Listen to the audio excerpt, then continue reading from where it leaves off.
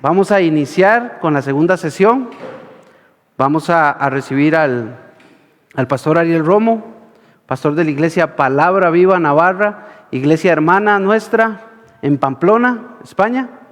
Él es argentino, tiene 8 años de haber iniciado la obra en Navarra y hoy nos va a traer la conferencia La humillación y la exaltación de Cristo.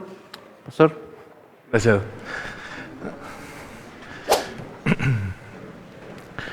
Bueno, ¿se escucha bien al fondo? ¿Bien?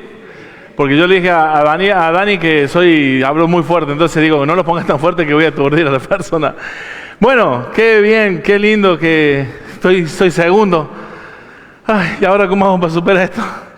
Ay, Dios, cuánta información, qué lindo. Gloria a Dios. Muy bien, hermanos.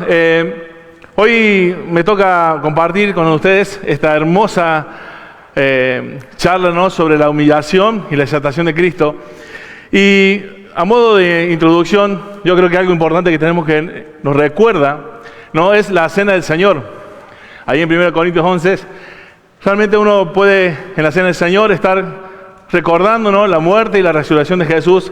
Y muchas veces recordamos solamente lo que es la muerte, ¿no?, del Señor Jesús. Pero pocas veces creo que nos damos cuenta de la humillación y del sufrimiento del Señor Jesús. La humillación, esta condición interna, ¿no?, que el Señor Jesucristo tuvo que pasar. Y hay el texto de Hebreos, capítulo 12, versículo 2, que están allí. Dice, puesto los ojos en Jesús, el autor y consumador de la fe, el cual por el gozo puesto delante de él, sufrió la cruz, menospreciando el oprobio, y se sentó a la diestra de Dios. Y realmente, hermanos, cuando hablamos de esa palabra oprobio, literalmente significa algo que es vergonzoso, es vergüenza, es desgracia.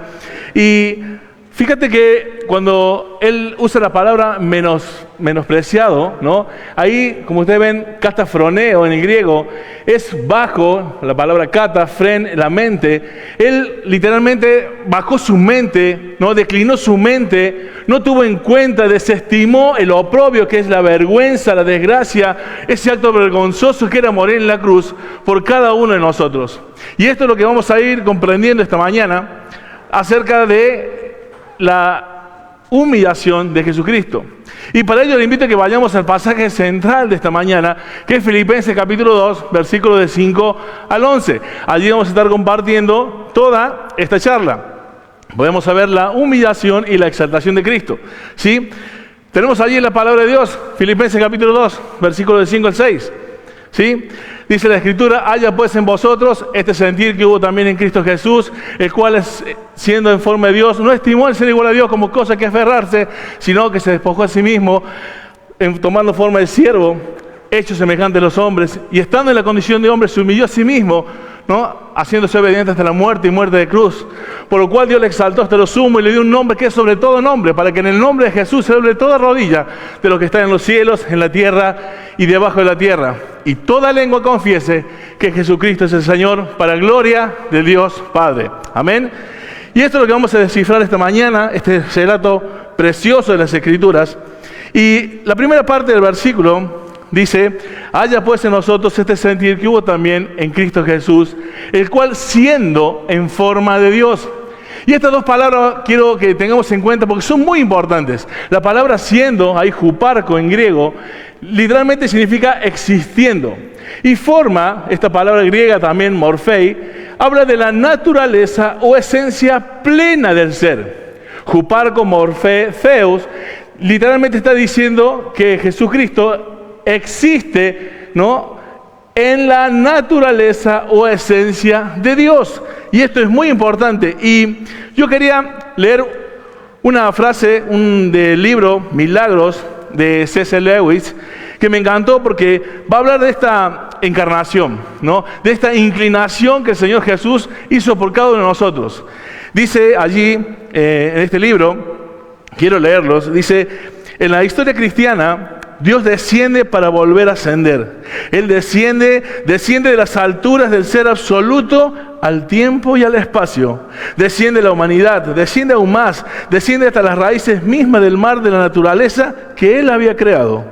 Pero Él desciende para volver a subir y llevar el mundo arruinado con Él. Uno tiene el retrato de un hombre fuerte que se está inclinando más y más abajo para llegar a colocarse a sí mismo bajo esa carga complicada. Él debe inclinarse para volverse a levantar. Él también tiene que desaparecer bajo esa carga antes de que Él se enderezca. De manera increíble, su espalda empieza a marchar con esa masa entera, cargándola sobre sus hombros. Jesucristo es esa persona que se inclina y se inclina, se inclina aún más para ponerse aún, como quien dice, debajo de esa carga, para poder levantarla y llevar sobre ellos. Como dijo Jesús, como dice su palabra, Dios cargó en Él el pecado de todos nosotros. Vamos a seguir avanzando esta mañana y, queridos hermanos, algo bonito, algo interesante para entender la palabra, ¿no? Lo que significa forma, esa palabra morpheis, es importante pensar que la palabra forma está muy bien traducida, en español es muy bien traducida, pero en el griego tiene dos acepciones muy importantes, y una de ellas es, como vimos recién, forma, que es morpheis, como dijimos, la naturaleza esencial de algo o lo que es en sí mismo. Pero hay otra palabra, querido, es eshema, que es la forma externa que adopta esa persona. Para que ustedes puedan entender mejor sería, yo, por ejemplo, como ser humano, ¿sí? Soy, cuando nací, mi naturaleza es humana, ese sería mi morfe. Y nunca cambia, nunca cambiará mi naturaleza humana, mi condición de humano. Esa es la palabra morpheis. Ahora, eshema sí cambia. Yo en un momento fui un bebé, después fui un niño, fui adolescente, fui joven, fui adulto, ahora estoy en la mejor etapa de mi vida. Ajá. Sí, no soy un viejito, todavía no soy viejo, no he pasado alguna edad todavía. Y entonces, fíjate, mi condición, mi naturaleza, mi morfe, nunca cambiará, siempre seré humano. Pero mi eshema ha ido cambiando con el paso del tiempo, ¿sí? Por más que algunos no quieren que pase el tiempo pasa, el eshema va cambiando. Ahora, es importante que entendamos que esta palabra usada por Pablo allí es morphei, es literalmente Jesucristo, es esencia, es la misma esencia, la misma naturaleza de Dios. Y incluye toda la naturaleza y esencia del ser de Dios, no una parte. No es algo que va a poder ocurrir algún accidente y eso cambie, no es en parte, no puede estar en un momento y en otro momento no estarlo. Literalmente estamos diciendo que Jesucristo existió en el ser esencial de Dios, siempre y de manera continua e inalterable, existió en esa esencia de Dios mismo. Como el doctor Anuel nos dijo, Juan 1:1, ¿no? Ahí nos presenta a Jesucristo como Dios. Amén. Ahora también, para entender más esta condición, ¿no?, del Señor Jesucristo, de la humillación que Él vivió, también tenemos que entender otra palabra allí, que es imagen. Y la imagen es la palabra, ¿no?, eikon, y la definición de eikon la da el contexto. Podemos hablar, como allí se fijan ustedes, de manera imperfecta, la imagen que tenemos en una moneda o en una estatua, ¿sí? Es una manera de reflejar esa imagen, pero siempre será de manera imperfecta, ¿no? Y como bien allí, creo que tengo el texto puesto, 2 Timoteo 3:5, recuerdan cuando dice, algunos tendrán apariencia de piedad, ¿no? Entonces es como una especie de semejante, aparente, es una forma de usar imagen, pero de manera imperfecta. Pero fíjate, hay otra forma de explicar esta palabra y es de manera perfecta. Y ahí en 2 Corintios capítulo 4, versículo 4, acompáñenme allí, 2 Corintios capítulo 4, versículo 4, algunos pasajes vamos a leerlo.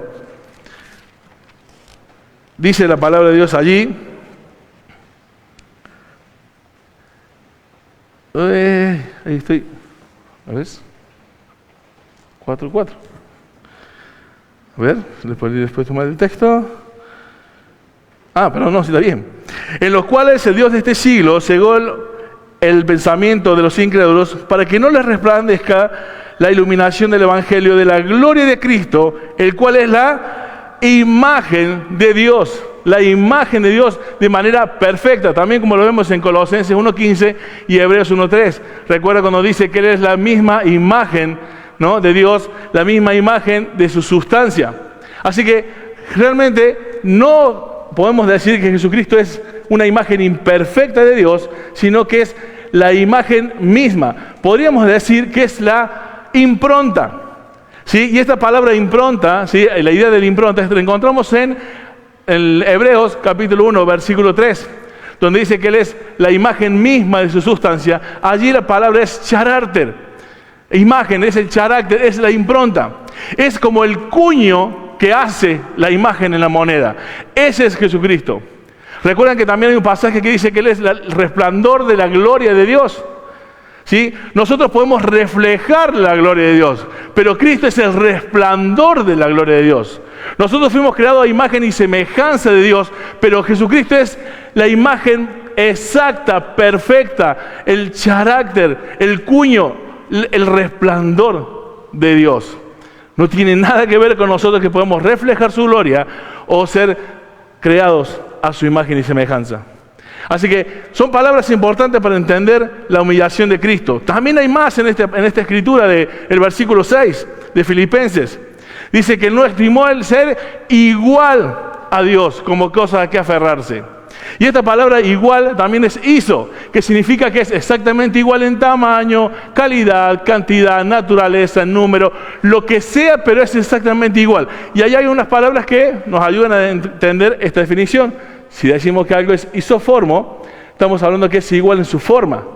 Isométrico, medidas iguales. Y si recuerdan, cuando íbamos al colegio, el triángulo isósceles, ¿no?, es el triángulo que tenía dos lados iguales. Así que, querido hermano, todas estas palabras son importantes para entender esto tan importante del Señor Jesucristo. Ahora, hay muchas más palabras todavía para aprender en este pasaje. Y una de ellas dice, no se aferró a sí mismo, ¿no? No se aferró. Y esta palabra literalmente tiene que dar la idea, en su original, ¿sí?, es la idea de aferrarse a algo como en un robo. Cuando alguien decía, yo me aferré a esto, se estaba refiriendo a una persona que se agarra fuertemente a algo como en un robo. Se usaba para eso, para hablar de esta palabra. O sea que nosotros estamos dando la idea de que Jesucristo no se aferró fuertemente a lo que Él era, a lo que Él tenía allí. Él literalmente se vació. Ya vamos a ver que se vació. Y he puesto algunos textos allí importantes que tienen que ver con la identidad de Jesucristo. Fíjate que en Juan 10:33 dice, por buena obra no te apedreamos, sino por la blasfemia, porque tú siendo hombre te haces Dios, ¿no? Y como bien dice allí, la idea es de agarrar, de coger algo fuertemente mediante el robo. Jesucristo, aún siendo Dios, aún cuando Él daba esas declaraciones que los judíos entendían muy bien, por eso lo intentaban matar, porque se hacía a sí mismo Dios, justamente Él no se aferró al ser igual a Dios, ni fuertemente. Él no estimó, Él menospreció, como leíamos en Hebreos, ese dolor que iba a pasar por el gozo puesto delante de Él. Y como siempre digo yo, creo que miraba tu vida y la mía, ¿no? Y sufrió esa cruz. Éramos el gozo, el fruto de ese sufrimiento. Y ahí he puesto algunos textos de la humillación interna reflejada en lo externo. Y esos pasajes literalmente van hablando de, por ejemplo, en Mateo 11:29, dice, llevad mi yugo sobre vosotros y aprended de mí, que soy manso y humilde de corazón, y hallaréis descanso para vuestras almas. Fíjate, ¿sabías que este es el único pasaje en la Escritura cuando Jesucristo habla de sí mismo como hombre?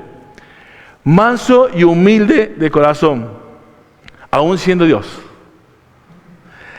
Juan 13, versículo 12, y después del 14 y 15 dice, así que después que hubo lavado los pies, tomó su manto, volvió a la mesa y le dijo, ¿sabéis lo que os he hecho? Pues si yo, el Señor, el Curios, y el Maestro, he lavado vuestros pies, vosotros también debéis lavar vuestros pies los unos a los otros, porque ejemplo os he dado, para que como yo he hecho, vosotros también hagáis. Hasta aquí creo que podemos entender claramente esta humillación del Señor Jesús, que no solamente nos habla de esa humillación interna que Él literalmente y voluntariamente vivió, sino que lo demostró en la parte externa, en las cosas que hizo por los demás. Solamente a veces pensamos en lo que hizo en la cruz, pero durante la vida Él fue un siervo. Yo no vine a ser servido, sino a servir. Y hay muchas cosas más que podemos encontrar en este pasaje, pero, querido hermano, yo siempre trato de poner la teología en la vida práctica. Yo creo que no es para el beneficio de nuestras vidas solamente saber mucha teología, sino cómo esa teología afecta a nuestras vidas. Yo espero que esta mañana, con la exposición anterior, esta demostración del Dios hombre ayude a entender que Él es el soberano, que Él es el Rey de Reyes, que es el Señor de Señores, y eso a vos y a mí nos lleva a inclinar nuestras vidas ante la majestad de las alturas. No es para conocer la unión teantrópica o la unión hipostática. Tenemos que lograr entender que esa información que tenemos de parte de las Escrituras, lo que Dios ha revelado, es para que en ese conocimiento del ser de Dios podamos rendir nuestras vidas. Y esa majestad de las alturas se humilló.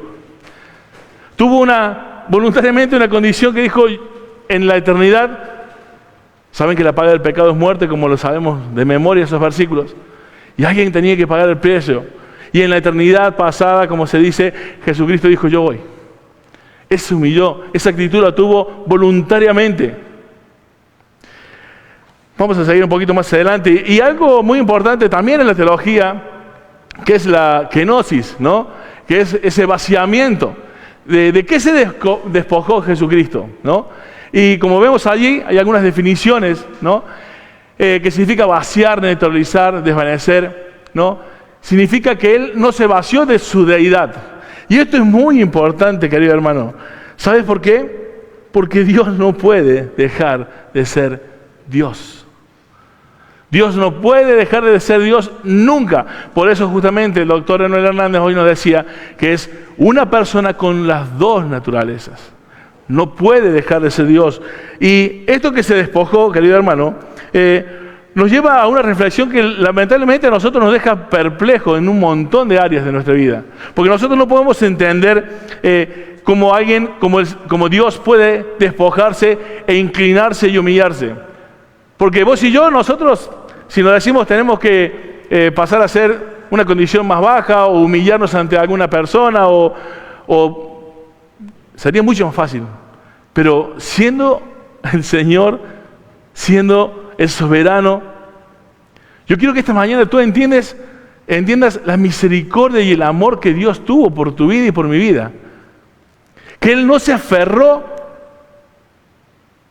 el ser igual a Dios. Igual como sabemos que hemos descifrado esta mañana, Él existiendo en la misma naturaleza de Dios, no se vació de su deidad porque no puede dejar de ser Dios. Entonces, tampoco dice, no es un intercambio de deidad por humanidad. No es que, como bien dijo el doctor Noel, no humanizó a un hombre, no divinizó a un hombre, Dios nos humanizó. Él no intercambió deidad por humanidad, Él no dejó de ser Dios por ser hombre. Y Juan 17:5 nos da ese versículo tan precioso. Quiero que si me acompañan a leerlo, Juan 17:5.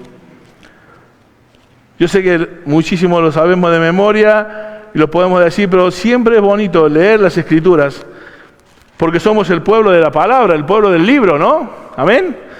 Y hay que ir al libro, siempre. Juan 17:5.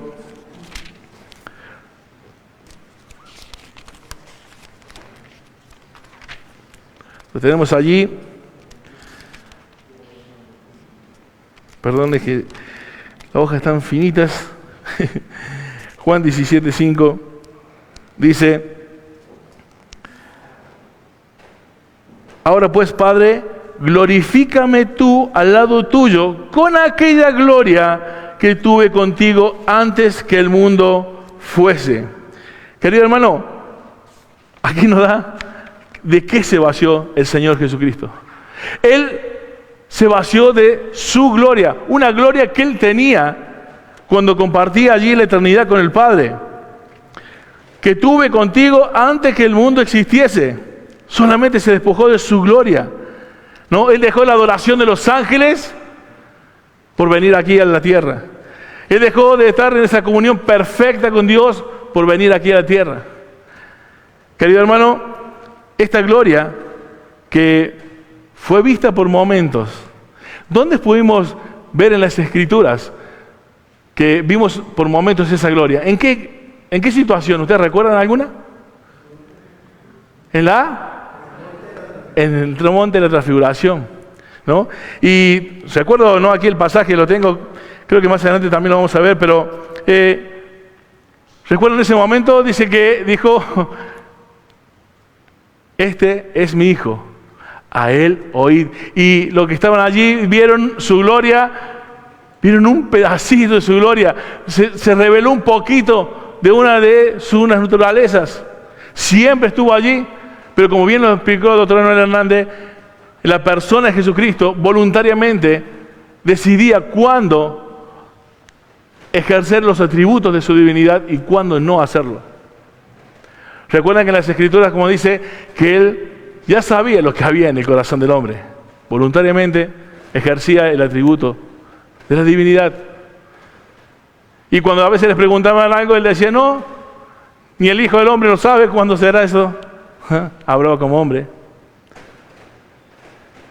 Vamos a ver más cosas, querido hermano, esta mañana acerca de esta humillación, porque realmente vemos que tengo acá muchísimos textos bíblicos, los voy a nombrar para que ustedes lo puedan tener allí, que están allí, los tengo aquí para leerlos, pero por amor al tiempo, fíjate, todos estos versículos que están aquí nos hablan de la afirmación de que Jesús es Dios, ¿no? Y cuando hablamos de estos versículos, ¿sabes qué me lleva a lo que dice en el encabezado? Que Él, en esa humillación, se despojó de su autoridad voluntariamente. Juan, fíjate, 5:18, puesto los judíos aún procuraban matarle porque no solo que levantara el día de reposo, sino se decía que Dios era su propio Padre, haciéndose igual a Dios. Él tenía la misma autoridad de Dios. Él podía con su palabra crear como creó el universo y todo lo que hizo. Podría haber pasado en algún momento y decir, hasta aquí. Tenía autoridad, pero sin embargo las delegó, se despojó, ¿no?, de la gloria, se despojó de esa autoridad voluntariamente. Todos estos versículos que están allí nos hablan de esa autoridad que tenía por ser justamente Dios. Este lugar no es nada posible de comprender, querido hermano. Despojarse de la gloria. ¿Sabe por qué? Porque nuestras condiciones, que nosotros necesitamos dormir, estamos cansados, necesitamos transporte, todo esto habla de nuestras necesidades, de nuestra condición de necesitados, pero Él, que no le hacía falta nada, que era el dueño y es el dueño de todo, vino a tratar con nosotros y empezó a tener también nuestra condición. Él, cuando el niño, necesitó que lo cuidaran, que lo cambiaran, que lo vistieran. Él necesitó dormir, él estuvo cansado, él tuvo sed, él se tuvo que trasladar en un barco, tuvo que usar un asno. La tumba fue prestada. El que tenía el derecho a todo vino a no poseerlo casi nada. Él en su palabra dice que él no tiene ni dónde reposar su cabeza. Yo ya escucho a los falsos maestros diciendo que porque somos hijos del rey tenemos que andar en autos lujosos. Que junto con el perdón de pecados tenemos la propiedad financiera y los números y los ceros se acrecientan en nuestras cuentas bancarias. Querido hermano, hay otra segunda todavía humillación. Porque no solo Él dejó voluntariamente esa autoridad que Él tenía de ser el dueño de todo, sino que encima vino en la condición de hombre y encima se humilló ante los hombres. Se humilló ante los hombres. ¿Recuerdan el versículo 7 de Filipenses? Y estando en la condición de hombre, se humilló a sí mismo. Y fíjate, fue un siervo. Para vos y para mí, en la época que estamos viviendo, solamente en un ambiente cristiano, es muy bonito que te digan siervo, ¿no? Wow, siervo, ¿qué tal, siervo? Pero fuera de los ámbitos de la iglesia, siervo es prácticamente un insulto. Es literalmente, sos un esclavo, anda, siervo. Lo usan como un menosprecio. Pero justamente somos siervos, somos esclavos.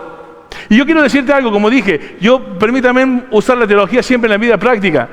Tú fuiste y yo fui liberado, fuimos hechos libres de la esclavitud del pecado y del reino de la muerte y a quien tenía el imperio de la muerte. Amén. Pero fuiste libertados para ser esclavo.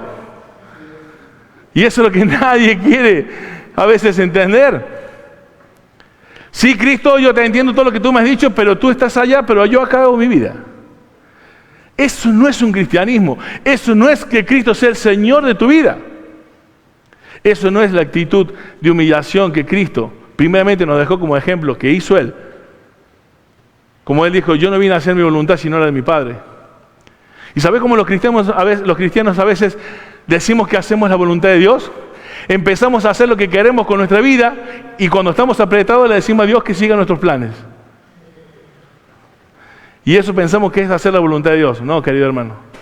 Hacer la voluntad de Dios es preguntarle a Dios primero, si tengo que hacer esto, si tengo que ir, si tengo que ver, si tengo que escuchar, si tengo que decir. Y luego que Dios me confirme a través de su palabra, porque solamente lo hace a través de su palabra. ¿Sabemos por qué digo esto? Porque hay muchas personas que esta humillación ante los hombres que vivió el Señor Jesús, de ser siervos y esclavos, que vos y yo somos siervos y esclavos de Dios y del Señor Jesucristo, y que por ese amor a Jesucristo servimos los unos a los otros, nos hacemos siervos los unos de los otros, pero somos siervos del Señor Jesucristo. Y querido hermano, muchos de nosotros no entendemos el concepto de poder pedirle a Dios que haga la voluntad de mi vida, en la vida de mi familia. Siempre queremos manejar las cosas nosotros. Y muchas veces Dios dice, estate quieto y conoce que yo soy Jehová. Tratamos siempre de estar metiendo en nosotros, de tener el control nosotros y no decirnos y reconocernos necesitados. La humillación. Yo allí puse, ¿cuál era su pasión? ¿Cuál era la pasión del Señor Jesucristo? Hacer la voluntad de su Padre. ¿Cuál es la tuya? ¿Cuál debe ser la mía? Hacer la voluntad de Dios. Fíjate, veo a muchos creyentes diciendo, yo quiero que Dios se manifieste en mi vida, yo quiero saber lo que sabe el doctor Emanuel, yo quiero que Dios me hable a través de su palabra, yo quiero... Pero ¿saben qué dice Juan 14, 21? El que tiene mis palabras, ¿tú tienes la palabra? Pero ¿sabe qué dice el versículo que sigue? ¿Cómo sigue? Y las guarda. Ese es el que me ama. Y será amado por mi Padre. Y le amaré y me manifestaré a Él. ¿Quieres manifestación de parte de Dios en tu vida? Tienes que guardar las Escrituras, no solamente conocerlas. Saliendo de aquí con un taller de información no va a cambiar tu vida, solo que la apliques. Recitar la Escritura no es un conjuro mágico, querido hermano. Es obedecer la que transforma nuestras vidas. Lo único que transforma nuestras vidas es poner en práctica su palabra. Así que, ¿y eso qué significa? Que muchas veces tenemos que humillarnos ante nuestros prejuicios. ¿Sabes que cuando la Biblia dice A y yo digo B, el que está equivocado eres tú y soy yo? Dios no se equivoca en su palabra. Mucha gente dice a los hermanos de la iglesia, ¿no? ¿Cómo estás con la palabra? ¿Cómo estás ido esta semana? No, pastor, yo la verdad que tengo mucho problema con la Escritura, no me duermo cuando la leo, pero eso sí, oro 3 horas por día. Y yo le digo, ¿y para qué? Para que Dios me hable. ¿Y cómo sabes tú que eres la vocecita que escuchas si es Dios, si es Satanás o tu carne? ¿Cómo te das cuenta? ¿Cómo lo identificas? Solamente por medio de su palabra. Y no estoy diciendo que no tenemos que orar, pero orar para que Dios nos revele su palabra, las decisiones que tenemos que tomar, lo va a hacer a través de su palabra. ¿Sabes por qué? Porque la mayoría de la gente hoy piensa una cosa del Espíritu Santo que no hace. Estamos hablando de misticismos, de fábulas con respecto al Espíritu Santo.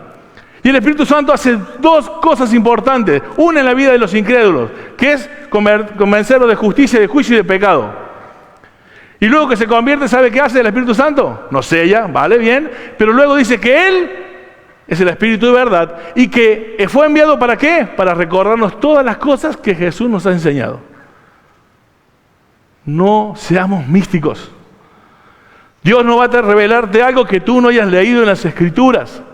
Él te va a traer a la palabra, te va a traer a la verdad de su palabra. Ahí te va a direccionar.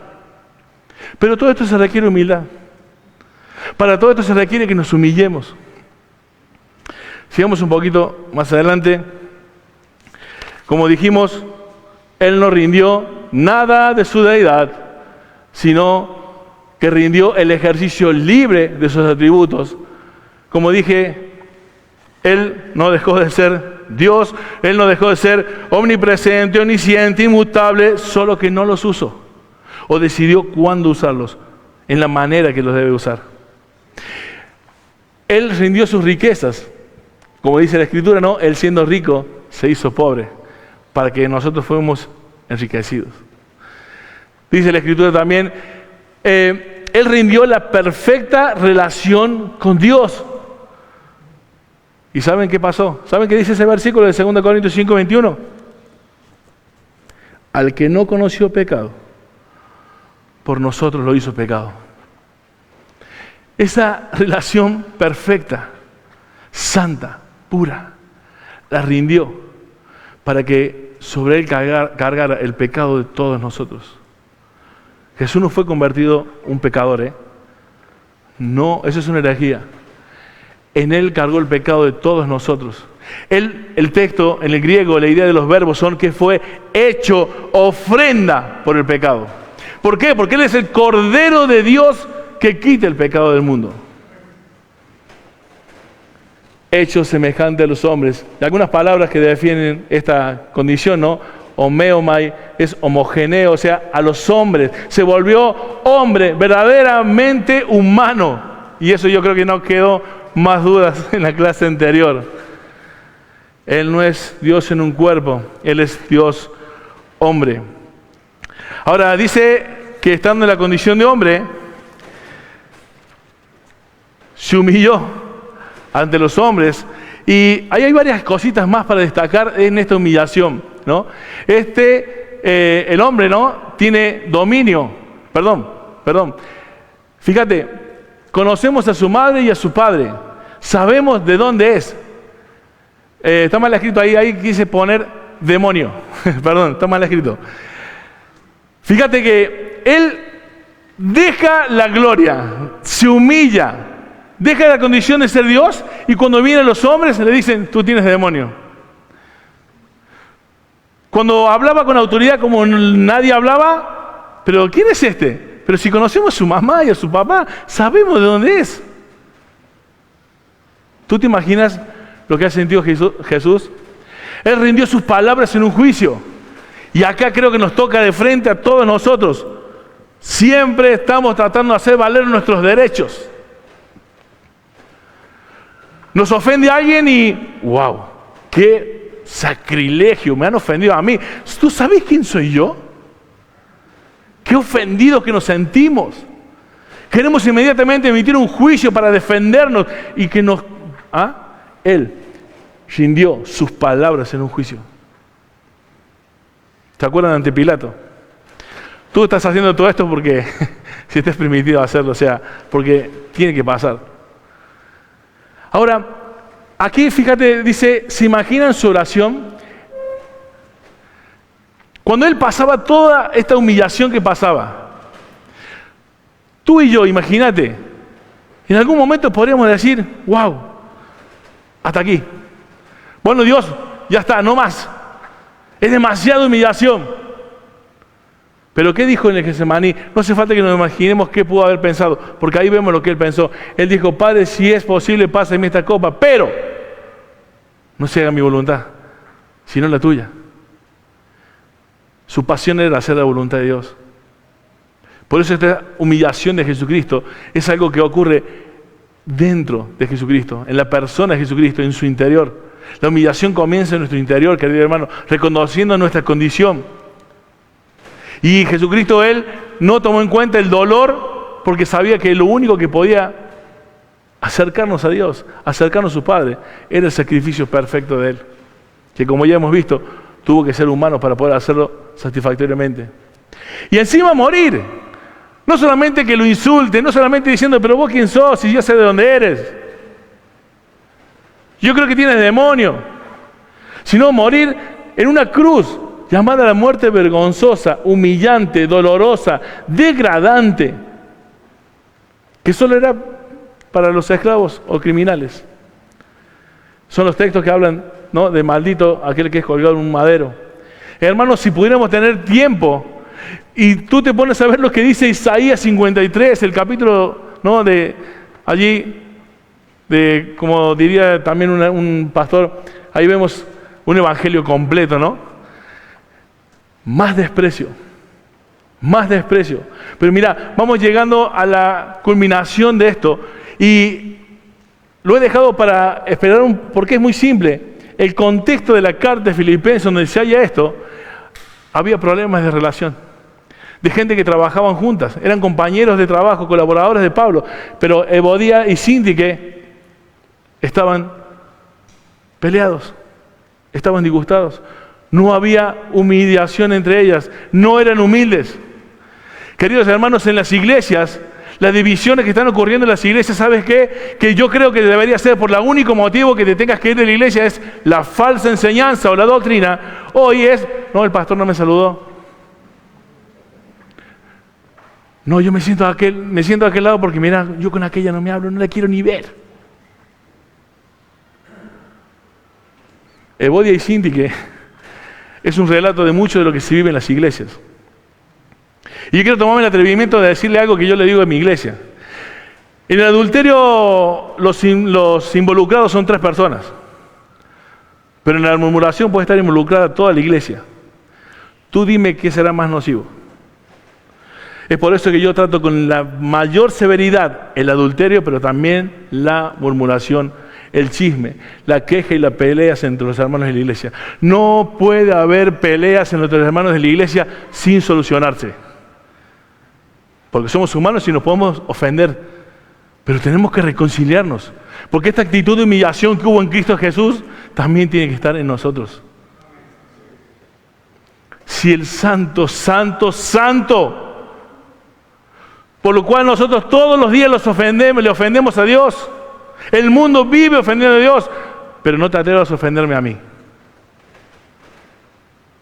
¿Te das cuenta cuánto nos falta para vivir en la humillación que la palabra de Dios nos exige? Y ya al final vamos a ver, yo, a pesar de que estoy dando un poquito de vida práctica en la teología, al final voy a poner en práctica algunas palabras de este pasaje. Y querido hermano, no es lo mismo humillarse a sí mismo que Dios te humille. No esperes que Dios te humille. Mejor humíllate a ti mismo, rápido. Cuando te des cuenta que no estás mirando a los demás como superiores a ti mismo. Cuando no eres tan guay, no soy tan guay. ¿Sabes por qué? Porque lo vil, lo necio y lo menospreciado de este mundo escogió Dios. Porque no somos tan guay. Somos siervos inútiles que por su gracia hacemos cosas útiles. Pero solo por su gracia. Así que no hay merecimiento en nosotros. Cuando Cristo dice que Él nos hizo nacer de nuevo, no hizo una mejor versión de ti mismo. Tuvo que hacer un cambio de naturaleza, querido hermano. Por eso es que es posible que podamos vencer el pecado. Por eso yo a veces me cuesta y me duele ver personas que dicen, no, esto yo no puedo. Si tú dices que no puedes, le estás haciendo a Dios mentiroso, porque Él te libertó del poder, del pecado, de la muerte, y quien tenía el poder de la muerte. Querido hermano, antes tú eras esclavo e hijo del diablo, pero ahora eres hijo de Dios y libertado de la esclavitud del pecado. El pecado, Satanás, ya no es tu rey, pero es tu enemigo. Tenemos una lucha espiritual, una guerra espiritual. Y no estoy hablando de sacar demonios y buscando brujas. Estoy hablando de que la guerra espiritual está en la mente. Por eso dice, transformados por medio de la renovación de vuestro entendimiento. Derribando toda altivez que se levanta contra el conocimiento de Dios. Yo no sé por qué están buscando demonios en la guerra espiritual. Si el ataque es en la mente, porque nosotros no somos del diablo, somos de Dios. Y al Hijo de Dios el diablo no le toca. ¿Amén? No puede estar poseído un cristiano. Vamos ya terminando. No sé cuándo empecé, si voy bien, muy mal. La exaltación de Cristo. Y la humillación y la exaltación de Cristo son inseparables por propósito. Querido hermano, no hay gloria sin cruz. Ahora, esta palabra que lo exaltó hasta lo sumo tiene que ver con un título que hoy lo vimos esta mañana. Dios, hombre. No Dios y hombre. Dios, hombre. Él es Dios. El hombre lo mató, pero Dios lo resucitó. Pero también vimos que Jesucristo dijo, nadie quite mi vida, sino yo la pongo y la vuelvo a tomar. Ayer hicimos un live y alguien dijo, ¿qué poder y había en los huesos, ¿no?, de Eliseo que hizo semejante proeza? ¿Quién resucitó? Nadie, ningún ser humano puede dar vida. Solo Dios puede dar vida. Solo Jesucristo resucita a los muertos. Solo Él puede decir, Lázaro, ven fuera. Y como dice un pastor que lo puso como ilustración, y menos mal que dijo Lázaro, porque si no se levantaban todas las tumbas que estaban allí. Qué bonito, qué hermoso que es nuestro Señor. Y le dio un nombre que es sobre todo nombre, ¿no? El hombre lo avergonzó, pero Dios le exaltó. Hechos 8:9 y Hebreos 1:3. Hebreos 1:3 vamos a leer porque es un pasaje que ya vamos a empezar ahora a descubrir muchas riquezas de ese pasaje. Acompáñenme allí a Hebreos 1:3. Esta Biblia es nueva y está muy pegadita, los hojas. No la encuentro fácilmente.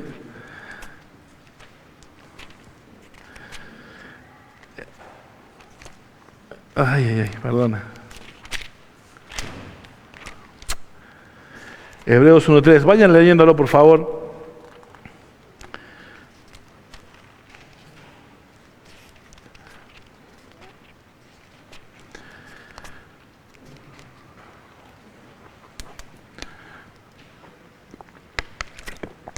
Dice la palabra de Dios. Uy, por favor.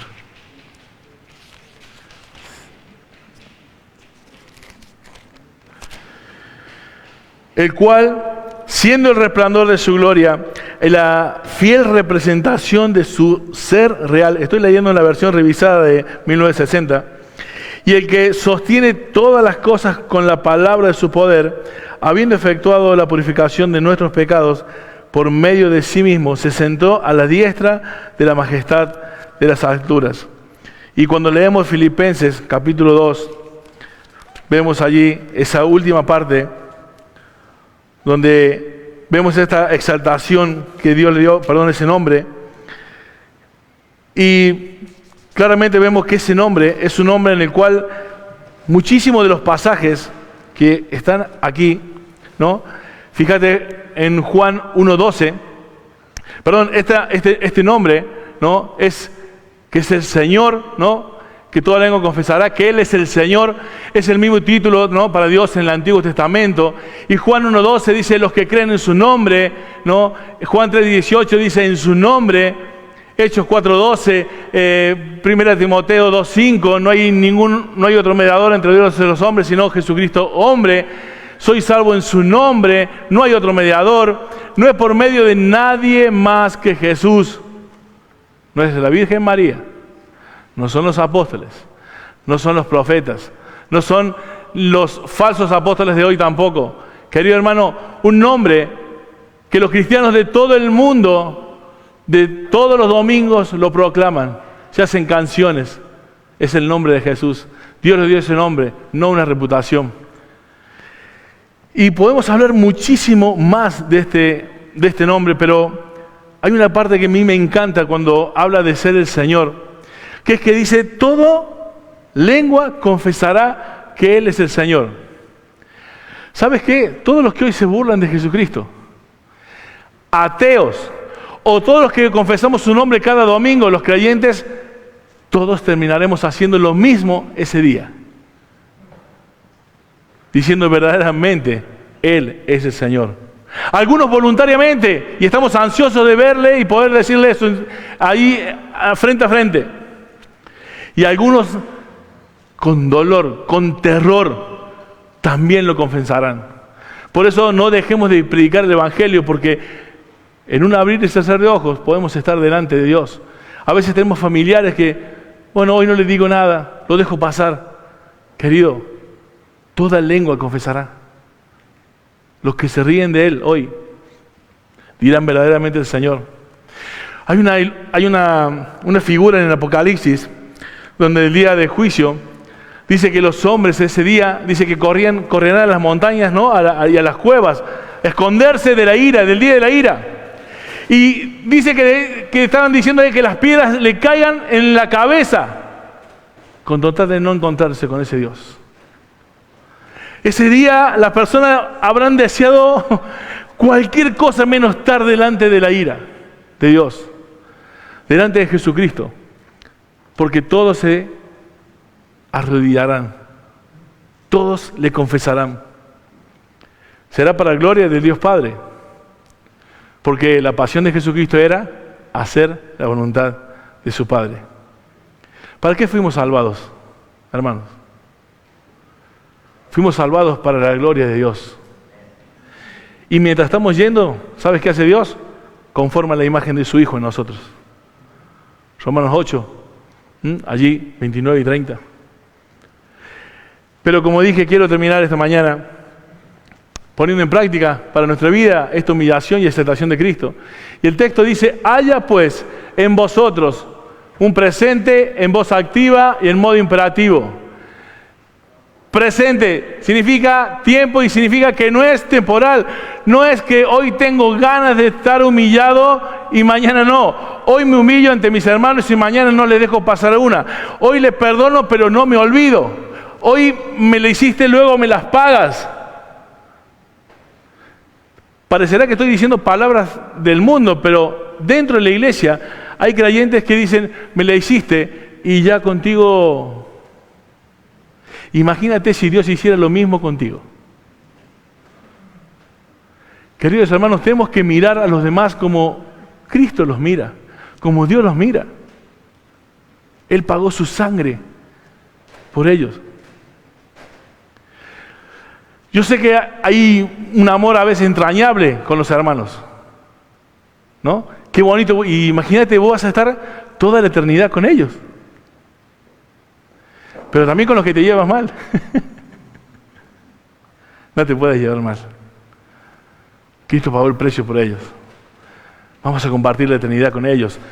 Haya pues en nosotros esta humillación, este sentir, esta actitud interna siempre.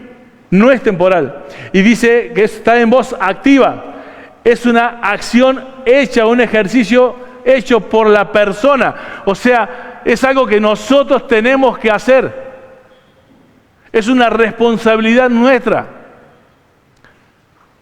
Queridos hermanos, muchas veces estamos diciendo Dios produce el querer como el hacer por su buena voluntad. Obviamente que Dios es el que por su gracia nos permite poder vencer el pecado, tomar las decisiones que tomamos, pero en la palabra de Dios dice que nosotros tenemos que arrepentirnos. Él da el arrepentimiento, pero dice tú arrepiéntete. Él dice que conoce nuestras peticiones antes que salgan de nuestra boca, pero dice orad. Dice sean conocidas vuestras peticiones delante de Dios en toda oración y súplica. Él dice estad en paz con todos los hombres. En lo que depende de vosotros, estad en paz con todos los hombres. Hay mandamientos. Y este es uno de ellos, porque ¿sabes qué? Está en modo imperativo, que significa que no es una sugerencia. No es una sugerencia que nos humillemos como Cristo se humilló. Que nosotros haya esta actitud de arrodillarnos, de arrodillar nuestro corazón, nuestro yo delante de Dios. Porque Él, siendo el dueño de todo, lo dejó todo, toda esa gloria, por amor a vos y a mí. Qué increíble, qué difícil de comprender que es el amor de Dios. Podemos estar todos nosotros, toda nuestra vida, y seguirán otros toda su vida, y alcanzaremos a rascar lo que significa que Dios es amor. Así que yo te ruego, hermano, que esta mañana toda esta información nos lleve a inclinar nuestras vidas, así como Cristo se inclinó, se siguió inclinando hasta la muerte. Dice que nosotros tenemos que amar como Cristo amó a la iglesia, a nuestras esposas. ¿Saben por qué muchos fracasan en la obra del Señor y dejan de servirle? Porque se han ocupado de servir a la obra de Dios y no al Dios de la obra. Si tú amas a Dios, si tu motivación es la correcta, nunca dejarás de servir a Dios. Porque amas al Dios de la obra. Porque es fácil servir a Dios cuando tengo ganas, cuando no tengo ganas, pero cuando entiendo a quién le sirvo, la cosa cambia, porque ahí puedo reconocer mi condición de que soy un necesitado, de que todo es por gracia. Oramos para terminar. Mira, perdón, antes de terminar quiero que te vayas con este versículo y esta reflexión de final. La marca de un verdadero discípulo es la vida de humillación, de corazón y entrega de obediencia. Y como dije, el que tiene y los guarda, ese es el que me ama. Y es el texto que yo les quiero regalar a todos ustedes, que es mi texto lema, y es 2 Timoteo 2:15, que es lo que yo procuro hacer cada día. Presentarme a Dios aprobado como obrero que no tiene de qué avergonzarse, que traza bien la palabra de verdad. Hoy estamos rodeados de un falso evangelio. Y tú tienes la oportunidad de estar en una iglesia de sana doctrina. No te quedes callado. Seremos juzgados por el evangelio. Por eso lo triste es que un día delante del Señor Jesús muchos le dijeron, pero Señor, Señor, si en tu nombre hicimos un montón de cosas en la iglesia. Y él dijo, y nunca os conocí, apartados de mí, hacedores de maldad. ¿Ustedes saben por qué ocurrirá eso? Porque muchos no entienden lo que significa amar a Dios, servir a Dios, entender quién es Dios y quiénes somos nosotros. Hoy ser cristiano está de moda.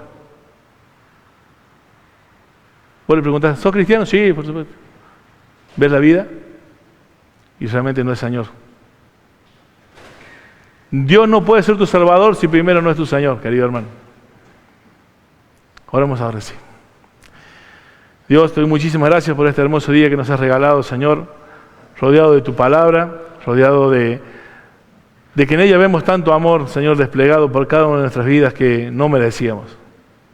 Señor, gracias porque es incomprensible tu amor, pero nos has dejado tu palabra para darnos un poquito, Señor, de tratar de entender que se renueva cada día, que lo podemos ver claramente en las cosas que nos brindas, que nos permites hacer, aquellas que también no nos permites hacer y que nos cuidas, porque tu voluntad es buena, agradable y perfecta, Señor. Gracias porque todo lo que proviene de ti es bueno. Señor, ayúdanos a poder entender que nada podemos hacer para merecernos el cielo. Íbamos camino al infierno, Señor, y esa condición tú la cambiaste. ¿Cómo no vivir en agradecimiento a ellos, Señor? Ayúdanos, Señor, te necesitamos. Nos reconocemos necesitados. Gracias, Señor, por tu cruz. Gracias por tu amor. En tu nombre te lo pedimos. Gracias. Amén.